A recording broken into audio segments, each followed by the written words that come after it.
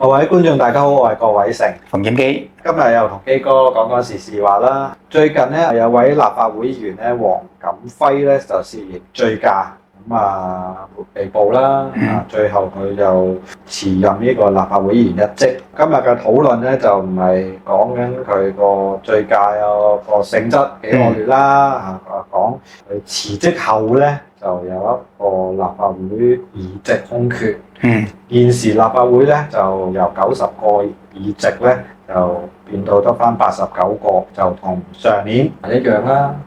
上年有個情況咧，就係有位立法會議員叫做黃元山，佢係22年嘅時候就上任啦，1月嘅時候上任啦，去到年底咧就獲呢個特首李家超邀請咧，就去咗擔任呢個特首政策組嘅一員，就自然係要辭任呢個立法會議員一職啦。一直以嚟咧都係空缺嘅，即係至到25年嘅10月31號咧，即係當期嘅立法會議員任期完結為止咧，都係仍然保持咗89個議席。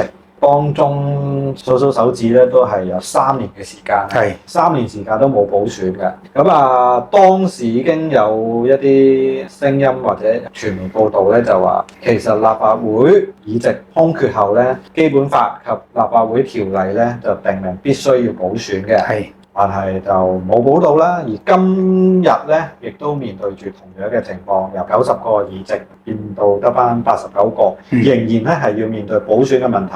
呢一刻咧，坊間有人士咧就要求要根據呢個基本法同埋立法會條例要進行補選啦，又會擔心政府咧又係一拖再拖，不了了之。呢一次咧都幾值得討論嘅，不過我哋可以先從阿黃元山嗰度歷史嘅事件討論開始啦。即係話咧，黃元山調咗去做政府嘅職位啦，即係變咗即係政府嘅人員一份子啦。當然做唔到立法會議員啦。咁理論上咧，根據基本法或者立法會嘅條例咧，係當有出缺嘅時候咧，第一就係出缺21日之內咧就要刊憲，即係話呢個出缺。第二咧就係政府要安排補選。同埋一定係必須要補選啊！呢個補選咧就係有個時間嘅底線嘅，即係話咧，如果係佢出缺嘅時間，距離下一屆嘅大選係少過4個月嘅，咁就唔使補啦。又或者特首係話我準備解散立法會啦，咁又唔使補啦。但係如果唔係喺呢兩個情況的話咧，就理論上咧，即係補選係必須嘅。咁即係話黃元山嗰一次點解唔補選咧？咁又冇違反基本法，又有冇違反立法會條例，又或者係冇執行基本法、冇執行立法會條例咧？咁呢個原案咧係冇人討論啦，冇人話評斷呢個係咩嘅原因啦。咁當然係聽過一啲坊間或者係某啲嘅知名人士講下，多一個唔多，少一個唔少啦。90同89咩分別咧？咁而家我個問題就先講下多一個唔多，少一個唔少。如果咁嘅意思就係多兩個唔多，少兩個都唔少啦。多3個唔多，少3個都唔少啦。咁即係話，如果用呢個角度咧，只要能夠係夠半數或者個半數以上，其他嗰啲都多唔多，少唔少啦，係嘛？你90人有46個，咁啊個半數啦，咁可以開到會啦，係夠 call 咁開會啦。咁得唔得咧？唔得啦！法例還法例啊嘛，咩叫以法治港啊？咩叫基本法係憲法？甚至可以話大過你香港嘅法例添啦。咁點可能係黃元山嗰一次係拖咗2-3年都唔補選嘅咧？呢個拖好明顯係行政機關唔做咧，因為叫行政機關做噶嘛。行政機關唔喐，又冇人催逼佢喐喎，立法會又唔催逼佢喐喎，甚至冇聽過有討論啦。即係政府你做唔做咧？咁點解唔做咧？咁俾出個理由出嚟啦，個理由合理咪唔做咯。咁呢個都冇討論嘅。咁我又會覺得，即係如果香港特別係我哋主席啊，即係習近平主席成日都話以法治國，國家包括埋香港噶嘛。咁當然國家有國家嘅一套法律，香港有香港嘅一套即係一國兩制嘅香港法律。咁係咪我哋都要跟呢個以法治港咧？咁當然今一次又有一個空缺啦，唔能夠因為有先例，先例都有啦，所以我哋咪以前唔做，而家都可以唔做啦。咁得唔得咧？法律就話俾你聽唔得。其實除咗法律之外咧，啱啱基哥所講嘅可有可無咧，即係除咗一啲知名人士講之外咧，其實有啲市民嘅意見咧，都係覺得可有可無。呢個其實可有可無咧，帶出嚟個背後個因素咧，唔係講緊個制度，係講緊啲議員本身。即係你其實現階段咧，點解會可有可無？因為市民即係觀感覺得其實大家嗰個言論、大家嘅投票意向、大家嘅可能一啲嘅處事手法，甚至立場，基本上咧都係同一陣線咁滯啦。所以就係覺得，你少一個亦都唔會影響到投票嘅結果。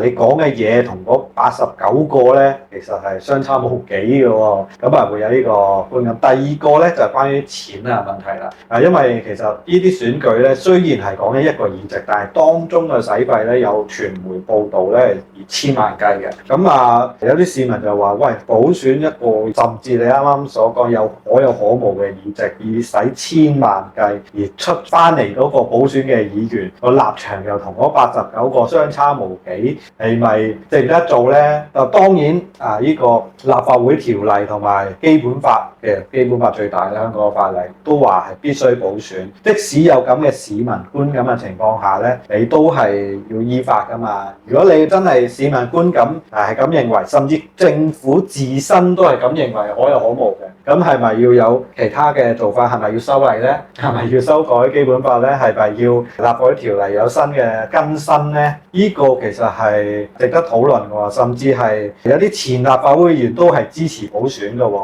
依家社會有兩派，一個咧就係依法要去補選，一派嘅市民就普遍覺得可有可無，可以唔使補選，甚至燒錢。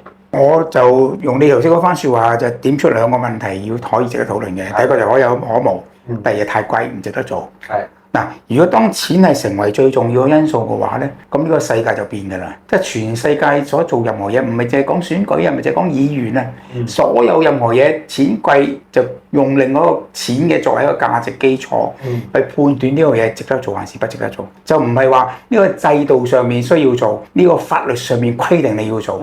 咁變咗法律同埋所謂規定一啲價值觀演變成為一啲規則，全部都可以唔要，計數咯，計啱條數咪去咯，計唔啱條數咪唔去咯。咁係咪一個好嘅社會基礎制度咧？我就覺得唔係啦。第二就可有可無，即係話而家多一個就可有可無。咁你究竟話俾我聽，究竟可有係幾多啦？嗱，可無就唔要啦。咁呢個一個可以唔要，咁剩翻嗰89個係咪個個都要咧？咁於是咪改制度咯，就要89個啦。如果89個裏面都唔係喎，仲有就10幾20個都可以唔要噶，咁啊改60個啦，甚至40個啦。咁呢個你將可無嗰啲無要搣咗佢。如果當剩翻嗰啲先至叫可有啊嘛，但係而家當你未牽涉到界定到咩叫可有咧，咁你只能夠依法律規定、基本法規定係冇得變嘅。我就同意，甚至咧係立法會都應該催告一下，係咪檢討而家嘅立法會制度？90個係咪真係相當係可無嘅咧？